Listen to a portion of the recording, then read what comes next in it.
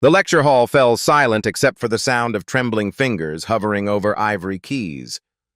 Maya Williams stood frozen at the grand piano, 30 pairs of eyes boring into her back like laser beams. Professor Richard Thornfield's voice cut through the air like a blade. "This little girl thinks she can play Chopin? What a delightful joke!" His words dripped with condescension as scattered laughter rippled through the room. Maya bit her lower lip hard enough to taste copper. Her hands clenched into fists at her sides. Thornfield began a slow, mocking clap. "Please, Miss Williams, show us your special talent." The applause echoed hollow in the grand space, each clap a slap to her dignity. The room held its breath. 30 seconds that would change everything. Have you ever had someone dismiss your dreams before they even gave you a chance? What happened next would turn this moment of humiliation into something nobody saw coming. 3 hours earlier, Maya had woken to the sound of her grandmother's alarm clock rattling on the nightstand they shared.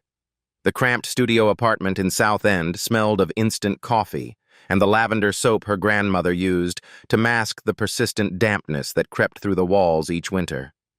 Maya rolled off the pull-out couch that doubled as her bed, careful not to wake Grandma Rose, who was already stirring in the tiny alcove that served as their bedroom. Sunlight filtered through the single window, illuminating dust motes that danced like tiny stars above their second-hand furniture. "Morning, baby girl," Rose whispered, her voice rough from another late shift at the textile factory. Her weathered hands reached for the uniform hanging on the back of their only chair. "You got that big class today?"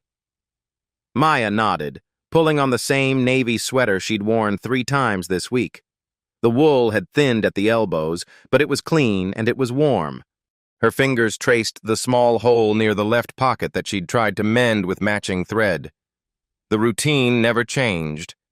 Maya would grab her backpack, kiss her grandmother's cheek, and walk 43 minutes to the prestigious Berklee Academy of Music. Other students arrived in cars their parents bought them for their 16th birthdays. Maya arrived with blisters on her feet and determination in her heart. She worked 25 hours a week at Brew and Bean, a coffee shop 3 blocks from campus. The smell of espresso had permanently embedded itself in her clothes, mixing with the scent of the vanilla body spray she'd bought at the dollar store. Tips were good when she smiled bright enough. Tips were everything when your partial scholarship only covered 60% of tuition.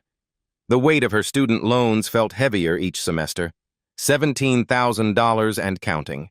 Her grandmother's Social Security check barely covered their rent, leaving Maya to juggle textbooks, groceries, and the constant fear that one bad grade might cost her everything. But every morning, as she walked past the limestone facade of Berklee Academy, something inside her chest expanded like a balloon filling with helium. The building stood like a cathedral to music, its tall windows promising that dreams could become reality if you worked hard enough, if you wanted it badly enough. Maya had discovered piano at 12, hunched over a computer in the public library, watching YouTube videos of concert pianists whose fingers moved like water over keys. She'd pause and replay each passage, memorizing finger positions she couldn't practice until Sundays at Mount Olive Baptist Church. Pastor Williams had noticed her lingering after service, staring at the old upright piano that wheezed when certain keys were pressed. "You want to try?" he'd asked one afternoon. Maya's nod had been shy but eager. That piano became her sanctuary. Every Sunday after service, every Wednesday during prayer meetings, every Saturday when the church was empty except for the cleaning crew. She taught herself Beethoven's Moonlight Sonata by watching free online tutorials and playing the melody on a paper keyboard she'd drawn herself. Grandma Rose would find her practicing finger exercises on the kitchen table, tapping out rhythms on the formica surface. "Child, you gonna wear holes in that table," she'd say. But her eyes held pride. "Maybe someday you'll play for real people, not just for God and me." Maya's acceptance letter to Berklee had arrived on a Tuesday. She'd stared at it for 10 minutes, afraid that reading it might make the words disappear. When she finally opened it, her hands shook so hard she could barely hold the paper. Partial scholarship. Need-based aid. Work-study program. It wasn't a full ride, but it was a chance. Her high school guidance counselor had tried to temper her expectations. Maya, be realistic.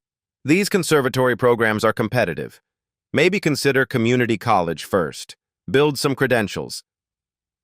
But Maya had learned long ago that realistic meant settling for less than what her heart demanded.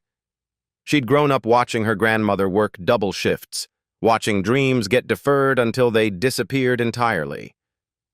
Maya refused to let her music become another casualty of circumstance. The other students at Berkeley carried instrument cases that cost more than Maya's annual income.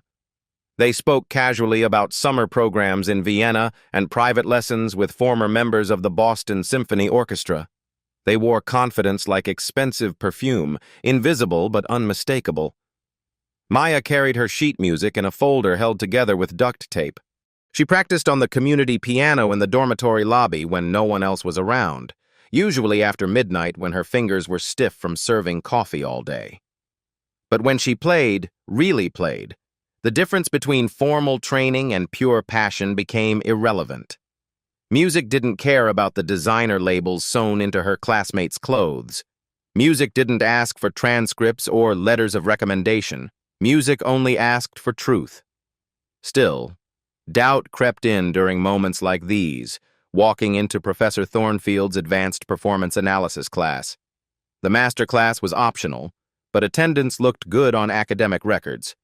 Maya needed every advantage she could gather. She slipped into the back row, hoping to observe without being noticed.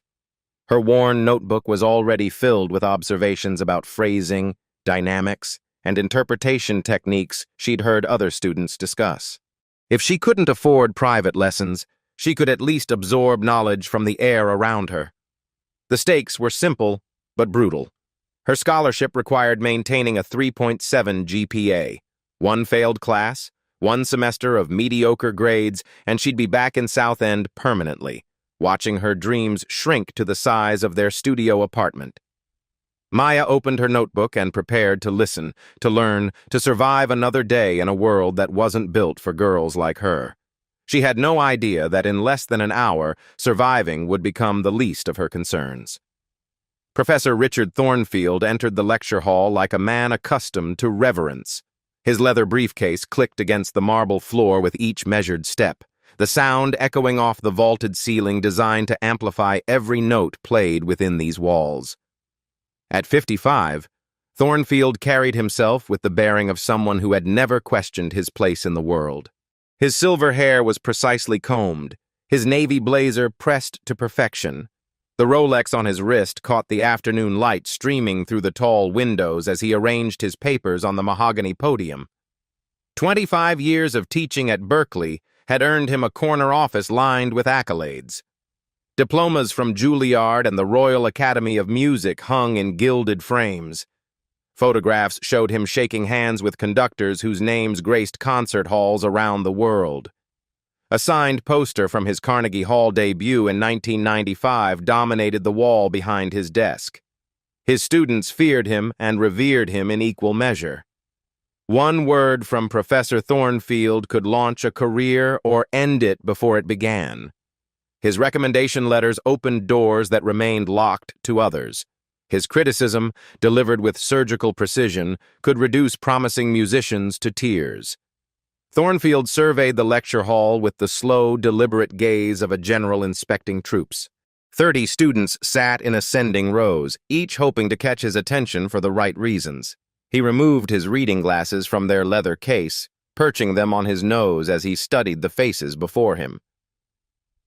Today, we examine Chopin's Ballade No. 1 in G minor, he began, his voice carrying the authority of decades spent in front of classrooms like this one. A piece that separates mere piano players from true musicians. His eyes lingered on certain students as he spoke. Catherine Morrison, whose father had donated the new grand piano in the recital hall. James Wellington, third-generation Berkeley alumni whose trust fund ensured he'd never worry about tuition. These were his people.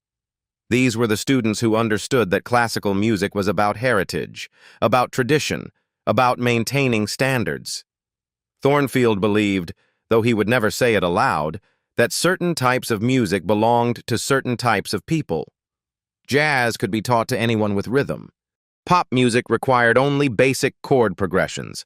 But classical music, real classical music, demanded something deeper. It required breeding, education, the kind of cultural foundation that couldn't be learned from YouTube videos or community center piano lessons. He'd grown up in Connecticut, the son of a federal judge and a symphony violinist. Piano lessons had begun at age 4. By 16, he was performing with youth orchestras. College at Juilliard had felt inevitable, natural, the logical progression of a life built around excellence. When he looked at his current students, he could immediately identify those who belonged and those who were, frankly, academic tourists. The scholarship students usually revealed themselves within the first week.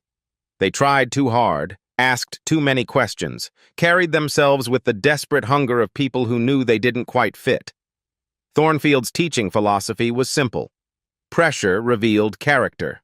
The students who belonged would rise to meet his expectations. Those who didn't would find other majors, other schools, other dreams more suited to their circumstances. He gestured toward the Steinway grand piano that dominated the front of the classroom. Chopin wrote this ballad in 1835 during his relationship with George Sand. It requires not just technical precision, but emotional sophistication, the ability to convey narrative through music.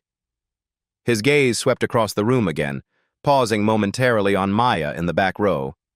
She was taking notes furiously, her pen moving across the page with intensity that bordered on desperation.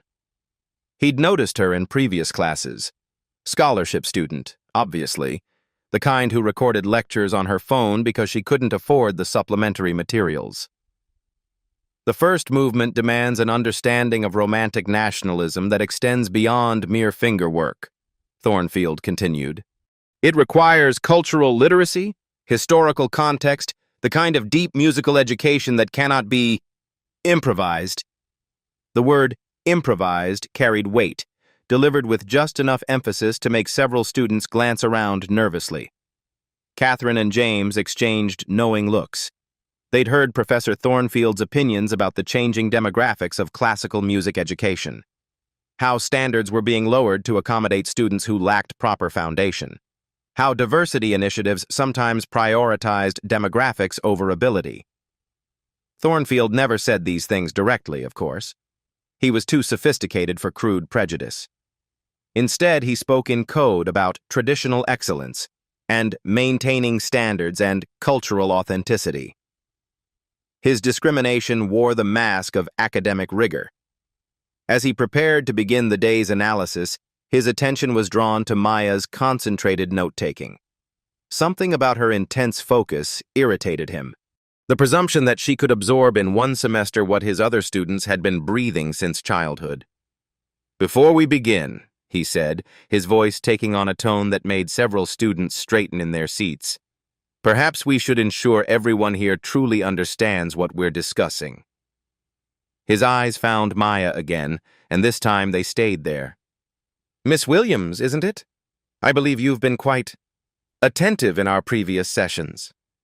The words hung in the air like smoke, carrying implications that everyone in the room could feel but couldn't quite define. Maya looked up from her notebook, her pen still poised above the page. "Yes, sir," she replied quietly. Thornfield smiled. It wasn't a kind smile. "Wonderful. Then perhaps you'd like to demonstrate your understanding of what we've been studying." The master class had drawn more than the usual crowd. Parents sat in the back rows, their expensive handbags and tailored coats marking them as the kind of people who wrote donation checks to keep programs like this running. 3 other faculty members had slipped in quietly, notebooks balanced on their laps as they observed Thornfield's legendary teaching methods. Maya felt the weight of all those eyes, even though none were focused on her.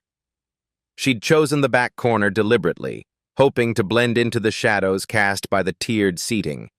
Her pen moved steadily across the page as Thornfield began his analysis of Chopin's harmonic progressions. Note the sophisticated use of chromaticism in measures 12 through 16, Thornfield said, his pointer tapping against the projected score. Chopin weaves dissonance and resolution in ways that require both technical mastery and interpretive maturity. Maya's hand was cramped from taking notes, but she didn't dare slow down. Every word felt precious, a piece of knowledge she couldn't afford to lose. Around her, other students nodded along as if these concepts were as familiar as breathing.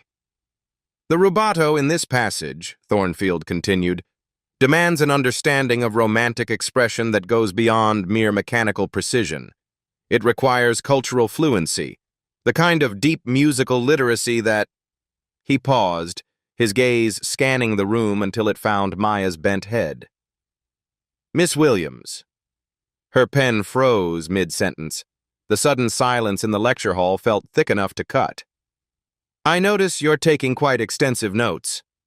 His voice carried a tone that made several students turn to look at her. Perhaps you'd like to share your insights on this passage? Maya's throat felt like sandpaper. I'm just trying to follow along, Professor. Oh, I'm sure you are. Thornfield set down his pointer and walked closer to her section of seats.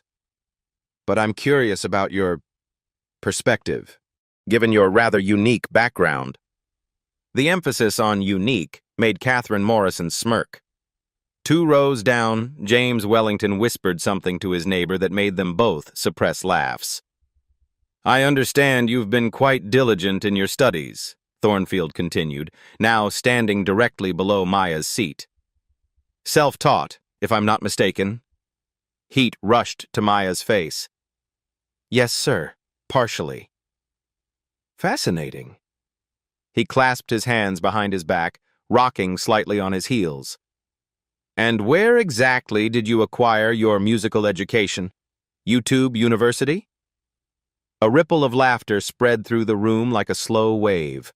Maya felt her chest tighten. I practiced at my church, sir. And I've been working through the required texts. Your church? Thornfield's eyebrows raised in mock surprise. How quaint. And you feel this preparation has adequately equipped you to understand the nuances of Chopin's compositional genius? The question hung in the air like a blade. Maya could feel 30 pairs of eyes boring into her, waiting for her response. In the back row, one of the visiting parents leaned forward with obvious interest. I try my best to learn, Professor. Oh, I'm certain you do. Thornfield's smile never reached his eyes. But effort and ability are quite different things, wouldn't you agree? Tell me, Miss Williams, have you ever actually performed Chopin? In front of an audience? Maya's hands were trembling now. No, sir. Not in a formal setting. Not in a formal setting. He repeated her words slowly, as if tasting them. But surely someone with such dedication. Would you have some familiarity with the repertoire we're discussing? The trap was closing around her, and Maya could sense it. Every word felt like stepping onto thin ice that might crack beneath her weight. I've studied some of his pieces on my own. Studied? Thornfield turned to address the entire class now, his voice projecting to the back rows where the parents sat. Class, Miss Williams has studied Chopin. Perhaps she'd be willing to demonstrate this study for us? Maya's stomach dropped. Professor, I don't think... Nonsense. He gestured grandly toward the Steinway at the front of the room. You've been so attentive to our discussion of Ballade No. 1, surely you'd welcome the opportunity to show us your interpretation. The silence that followed was deafening. Maya could hear her own heartbeat thundering in her ears. Catherine whispered something to James that made him cover his mouth to hide his grin. Come now, Miss Williams. Thornfield's voice carried false encouragement. Don't be modest. This is a learning environment. We're all here to support each other's growth. But his eyes told a different story. They held the cold satisfaction of a predator who had cornered its prey. I'm sure everyone would be very... He paused, letting the word hang. Interested in your unique approach to classical interpretation. Maya felt the walls closing in. Every face in the room was turned toward her now, waiting. The visiting parents looked curious. The faculty members had stopped taking notes. Her fellow students wore expressions ranging from pity to barely concealed amusement. "Do you dare, Miss Williams?" Thornfield asked softly. "And if you dare, can you actually pull it off?" The challenge lay between them like a gauntlet thrown at her feet. Maya knew with crystal clarity that whatever happened next would define not just this moment, but everything that came after. Time stretched like taffy in the suffocating silence. Maya's mind raced through a kaleidoscope of memories, each one pulling her in a different direction. She saw herself at 12, fingers dancing across the paper keyboard she'd drawn with careful precision on cardboard, imagining the weight of real keys beneath her touch. She remembered the first time Pastor Williams had let her try the church piano, how the sound had filled the empty sanctuary like prayer, made audible. Her grandmother's voice echoed in her memory, strong and unwavering. "Baby girl, don't you ever let anybody make you feel small. You got music in your soul that doesn't come from fancy schools. That comes from God." Maya thought about all those Sunday afternoons, all those Wednesday nights, all those stolen Saturday mornings when she'd crept into the church before anyone else arrived. Hours upon hours of teaching herself what others learned in climate-controlled practice rooms with private instructors. She thought about the $17,000 in loans, the 25 hours a week serving coffee to pay for the privilege of sitting in rooms like this one. She thought about her grandmother's calloused hands, and the way Rose fell asleep in her chair after 12-hour shifts, still wearing her factory uniform. This moment wasn't just about her. It was about every kid who'd ever been told their dreams were too big for their circumstances, every person who'd been judged by their zip code instead of their heart. The choice crystallized in front of her like ice forming on a window. She could apologize, make excuses, shrink back into the safety of invisibility. She could preserve what little dignity she had left and avoid the public humiliation that surely awaited her at that piano. Or she could stand up. Maya's hands stopped trembling. Something shifted in her chest, a quiet strength that rose from deep inside like water from an underground spring. She thought about all the times she'd played alone, pouring her fears and hopes into melodies that only the church walls had heard. Music didn't care about her worn sneakers or her second-hand sweater. Music didn't ask for her transcript or her bank statement. Music only cared about truth. She looked up and met Thornfield's expectant gaze. His smug confidence was obvious to everyone in the room. He'd backed her into a corner, forced her into an impossible situation where failure was the only expected outcome. Maya rose slowly from her seat. Her legs felt steady beneath her, steadier than they had any right to feel. She lifted her chin and squared her shoulders, finding something in her posture that felt like armor. "I'll play, Professor." The words came out clear and strong, surprising even herself. Around the room, she could feel the shift in attention, the sudden acute focus of 30 people who hadn't expected this response. Thornfield's eyebrows raised slightly, but his smile remained predatory. "Excellent. How brave of you." Maya began walking down the tiered steps toward the piano, her worn sneakers silent on the carpeted stairs. With each step, she left a piece of her old self behind. "I may not have studied at Juilliard," she said, her voice carrying to every corner of the lecture hall, "but I know Chopin." The Steinway grand piano sat in the center of the lecture hall like a sleeping giant, its ebony surface reflecting the afternoon light that streamed through the tall windows. Maya approached it with the reverence of someone entering a cathedral, her footsteps echoing in the hushed space. 30 pairs of eyes followed her movement. The visiting parents leaned forward in their seats. Faculty members held their pens suspended above their notebooks. Even Catherine and James had stopped whispering, caught up in the electric tension that filled the room. Maya pulled out the piano bench and adjusted its height, her movements deliberate and careful. She'd dreamed of moments like this, sitting before a concert grand piano, but never under circumstances like these. The bench was perfectly cushioned, a luxury compared to the hard wooden seat at Mount Olive Baptist Church. She placed her hands on her lap and closed her eyes for a moment, centering herself the way she'd learned to do during those solitary practice sessions. In her mind, she could hear Pastor William's voice. "Child, when you sit at these keys, you're not just playing notes. You're telling stories that words can't tell." Thornfield stood to the side, arms crossed, his expression a mixture of anticipation and barely concealed satisfaction. He'd seen this scenario play out before. Overconfident students who thought they could wing their way through pieces that demanded years of proper study. The humiliation would be swift and decisive. Maya opened her eyes and placed her fingers on the keys. The touch was electric, each key responding with a clarity and richness that made the church piano seem like a toy in comparison. For a moment, she simply felt the weight of the keys, the responsiveness of the action, the potential that lay beneath her fingertips. She began.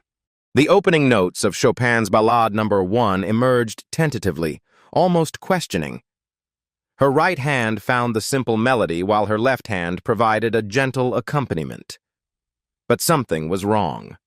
Her fingers felt stiff, unfamiliar with the touch of this magnificent instrument.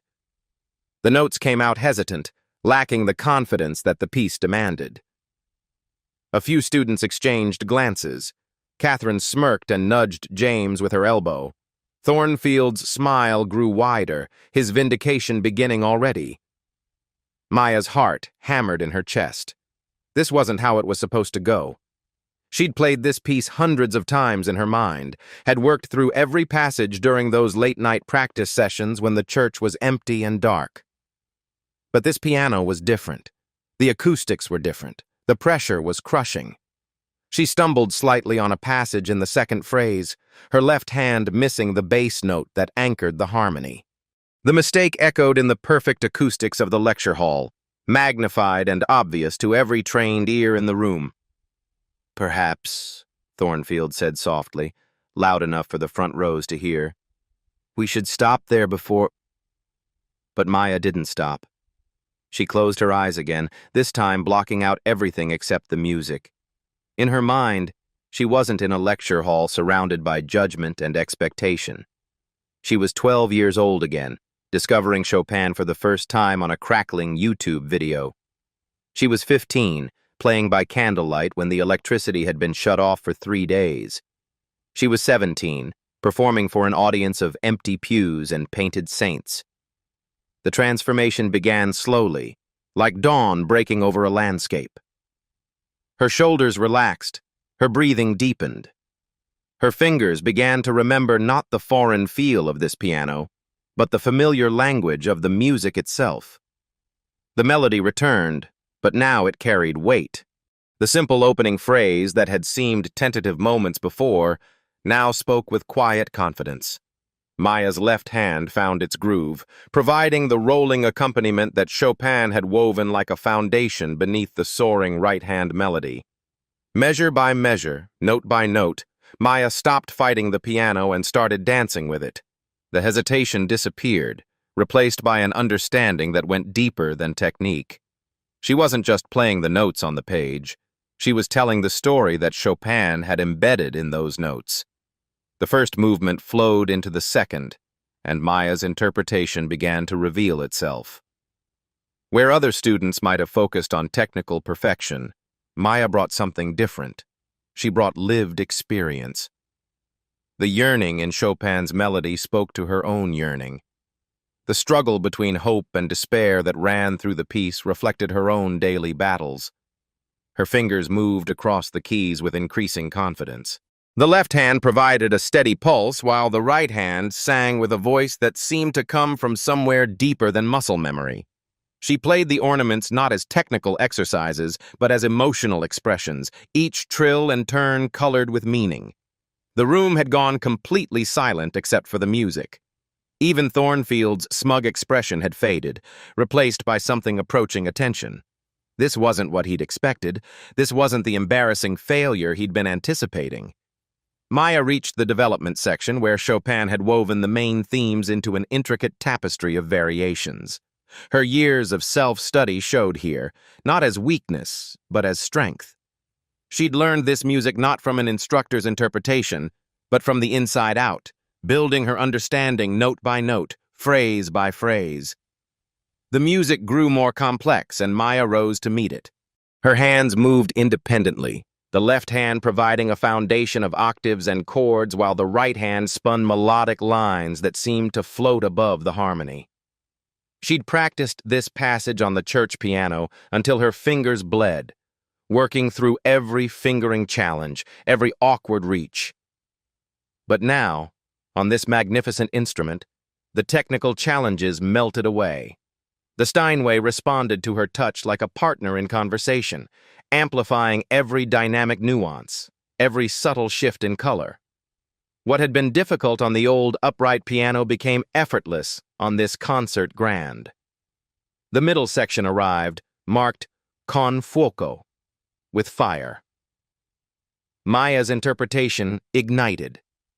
The passionate, almost desperate energy that Chopin had written into these measures poured out of her like water from a broken dam. This was the section where technique alone wasn't enough. This required a soul. Maya's body swayed slightly with the music, her whole being engaged in the performance. She played with her eyes closed now, trusting her fingers to find their way while her heart guided the interpretation. The music told stories of struggle and triumph, of dreams deferred but not destroyed. Around the room, the atmosphere had shifted completely. Parents who had come expecting a dry academic lecture found themselves leaning forward, caught up in the emotional power of Maya's performance. Faculty members had stopped taking notes entirely, their pens forgotten as they listened. Catherine sat frozen in her seat, her earlier smirk completely gone. James stared at Maya with an expression of disbelief. These were students who had heard hundreds of piano performances, who prided themselves on their sophisticated musical taste. But what they were hearing now was different. Raw, honest, real. The climax approached, the moment where Chopin had poured all his emotional intensity into a cascading passage that demanded everything from the performer. Maya's fingers prepared for the challenge, but her mind was somewhere else entirely. She was thinking about her grandmother, working the night shift so Maya could chase this impossible dream. She was thinking about every person who had ever been told they didn't belong. The climax erupted from the piano like a thunderstorm. Maya's hands flew across the keys, but every note was controlled, purposeful, alive with meaning. The technical demands that might have destroyed a lesser performer became vehicles for her expression. She played through pain and joy, through fear and hope, through every emotion she'd ever been afraid to feel. Time seemed suspended. The world outside the lecture hall ceased to exist. There was only the music, only the story being told through 88 keys and 10 fingers and one heart that refused to be broken. Then, as suddenly as the storm had begun, it was over. The final chord rang out in the perfect acoustics of the lecture hall, hanging in the air like incense. Maya's hands remained on the keys for a moment, her head bowed, her breathing deep and steady. The silence that followed was absolute. For 3 seconds, 4 seconds, 5 seconds, nobody moved. Nobody breathed. The air itself seemed to hold its breath, as if the universe was afraid to break the spell that Maya had woven. Then reality crashed back into the room like a wave breaking against the shore. The silence shattered like glass hitting concrete. Applause erupted from every corner of the lecture hall, not the polite academic clapping that usually followed student performances, but thunderous, overwhelming, genuine applause that seemed to shake the very foundations of the building. People leaped to their feet as if pulled by invisible strings, their hands coming together in a rhythm that sounded like celebration itself. "Incredible!" someone shouted from the back row. One, "Absolutely stunning!" called out another voice. "I've never heard anything like that." The standing ovation built like a tidal wave, starting with the visiting parents and spreading row by row until every person in the lecture hall was on their feet. Faculty members who had attended hundreds of student recitals stood with expressions of genuine amazement. The department chair, who had slipped in during the middle of Maya's performance, clapped with tears streaming down her face. Maya remained seated at the piano bench, her hands still resting on the keys, trying to process what was happening around her.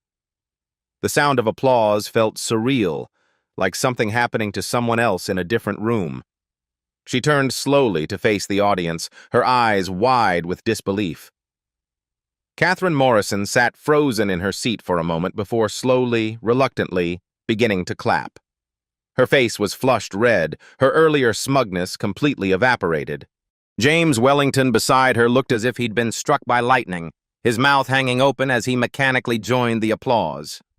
But it was Thornfield's face that told the real story. The professor stood motionless beside the piano, his arms hanging at his sides like broken wings. His carefully constructed composure had crumbled completely. The smug confidence that had defined his expression for the past hour was gone, replaced by something that looked suspiciously like shock. His face had gone pale except for 2 bright spots of red on his cheeks. He opened his mouth as if to speak, then closed it again. His eyes darted from Maya to the applauding crowd and back again, as if he couldn't quite believe what he was witnessing. This wasn't supposed to happen. This wasn't how the story was supposed to end. The applause continued for what felt like an eternity. Maya slowly stood up from the piano bench, her legs unsteady beneath her. She looked out at the sea of faces, all turned toward her with expressions she'd never seen before. Respect, admiration, recognition.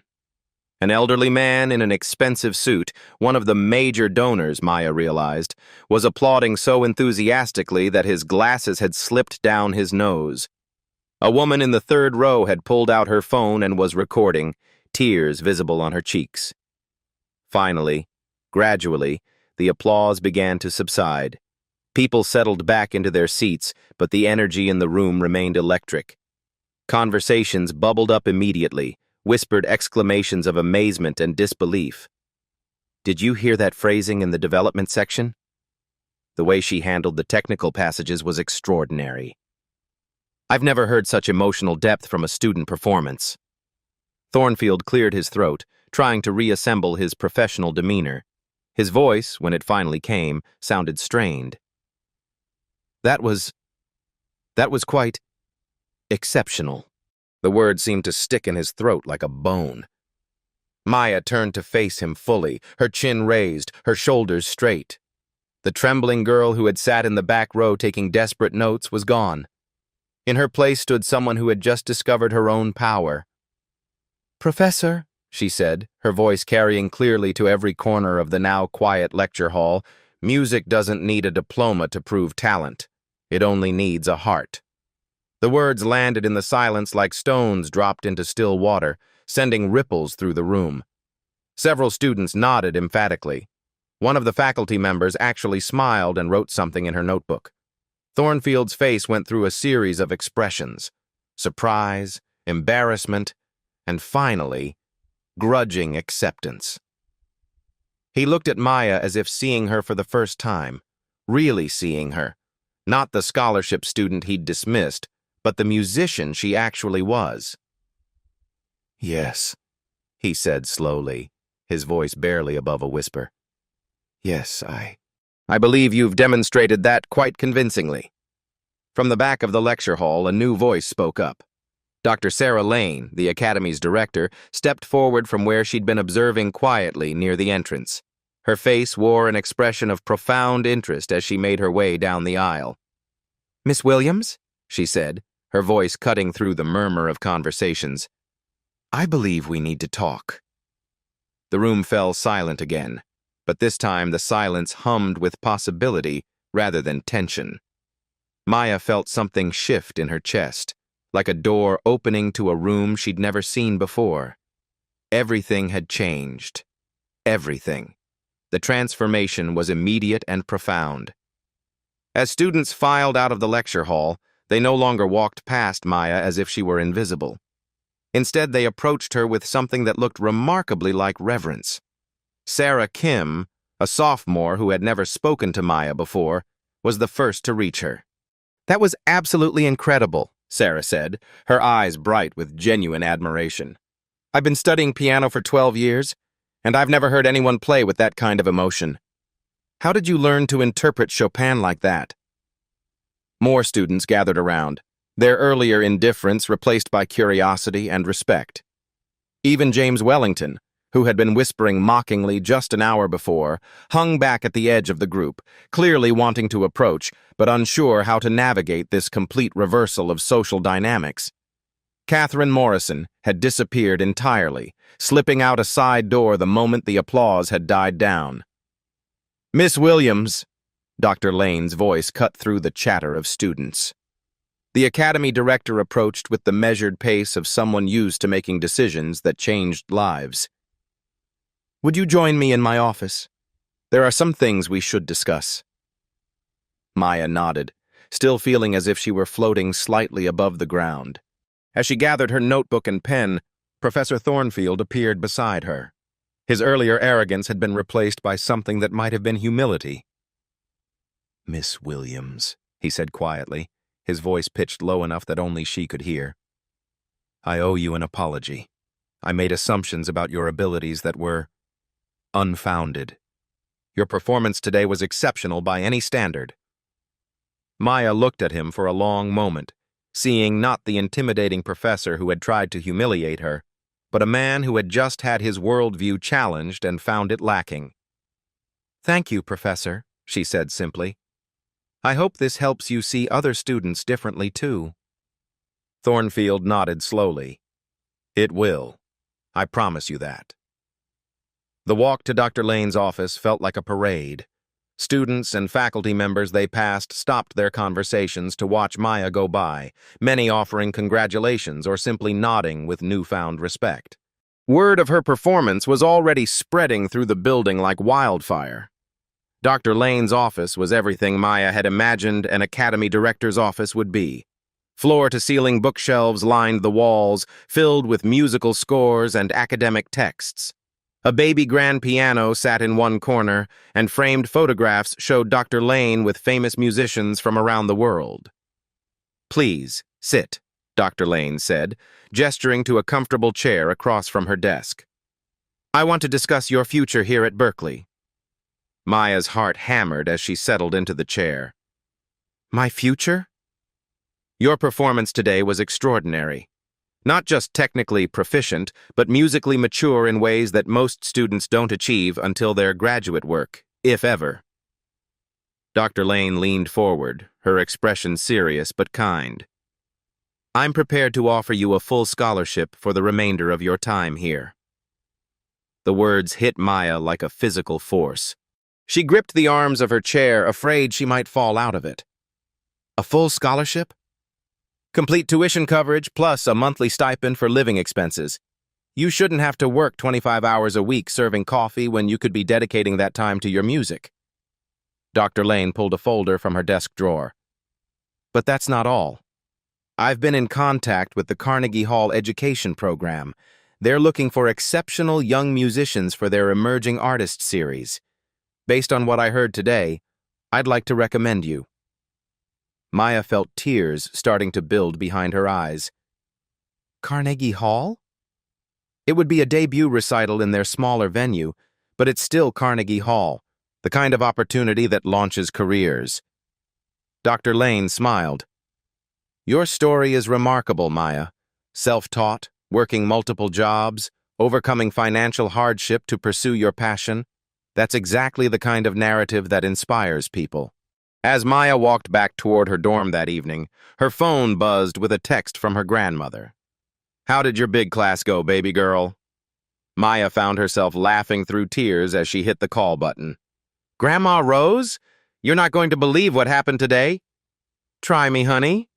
I believe in miracles."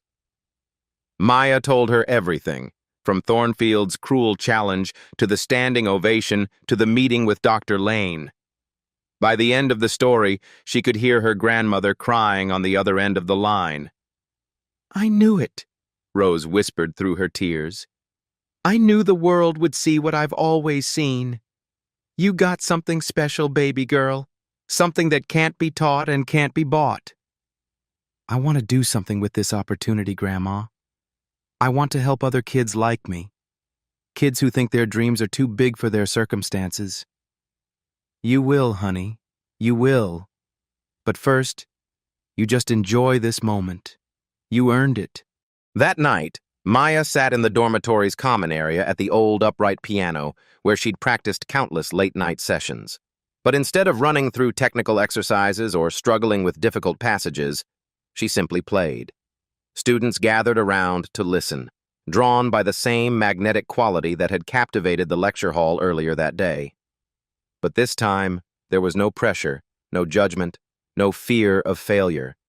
There was only music, pure and honest and true. Maya played until her fingers ached, pouring out gratitude and joy and hope for a future that suddenly seemed limitless. Tomorrow would bring new challenges, new opportunities, new dreams to chase. But tonight, she had proven something that would stay with her forever. Talent doesn't need permission to shine. 6 months later, Maya Williams stood on the stage of Carnegie Hall's Zankel Hall, her hands poised above the keys of a concert grand piano. The audience fell silent as she began to play the same piece that had changed her life, Chopin's Ballade No. 1 in G minor. But this time, she played it as herself. Not as the scholarship student trying to prove she belonged, not as the girl from South End fighting against assumptions, but as Maya Williams, pianist. The music flowed from her fingers with the confidence of someone who had learned the most important lesson of all: authentic talent cannot be diminished by circumstances. In the audience, Grandma Rose sat in the front row, wearing her best dress and crying tears of pure joy. Professor Thornfield was there too, having driven down from Boston specifically to hear her play. His presence was no longer intimidating, but supportive. The presence of a teacher who had learned as much from his student as she had from him. Maya's story became a symbol for something larger than one moment of triumph in a lecture hall. It became proof that excellence isn't determined by zip codes or bank accounts, that passion can overcome prejudice, and that sometimes the most powerful response to those who underestimate you is simply to show them who you really are. The young woman who had once served coffee to pay for the privilege of learning music now served as an inspiration to countless others facing their own moments of doubt and discrimination. She established a scholarship fund for underprivileged music students, ensuring that financial barriers would never again silence voices that deserve to be heard. Professor Thornfield reformed his teaching methods, approaching each new student with curiosity rather than assumptions. The lecture hall where Maya had faced her greatest challenge became a place where talent was nurtured regardless of its origin story. But perhaps the most important change was invisible, carried in the hearts of everyone who witnessed that remarkable afternoon. They learned that when we make space for excellence in all its forms, when we listen without prejudice and judge without bias, we open ourselves to moments of transcendent beauty that would otherwise be lost forever. Maya's fingers found their way to those final chords, the same chords that had once hung in the air of a lecture hall like a challenge answered. This time, they rang out with the authority of a dream fulfilled and a future unlimited. Have you ever been in a situation where someone underestimated your potential? Where does your background or circumstances make others assume you couldn't achieve something extraordinary? Maya's story reminds us that our greatest victories often come not from meeting others' expectations, but from exceeding our own. If this story moved you, subscribe to see more incredible journeys of underdogs who refused to accept limitations. Next week, we'll share the story of a street food vendor who challenged a celebrity chef's assumptions about real cuisine, and the shocking results that followed. This is part of our Underdog Victories series, where ordinary people accomplish extraordinary things simply by refusing to let others define their limits. Because sometimes, The most powerful revolution is simply believing in yourself. Hit that subscribe to Black Voice's Uncut button and ring the notification bell. You won't want to miss what happens when passion meets opportunity and changes everything. At Black Voices Uncut, we don't polish away the pain or water down the message. We tell it like it is because the truth deserves nothing less. If today's story spoke to you, click like, join the conversation in the comments, and subscribe so you'll be here for the next Uncut Voice.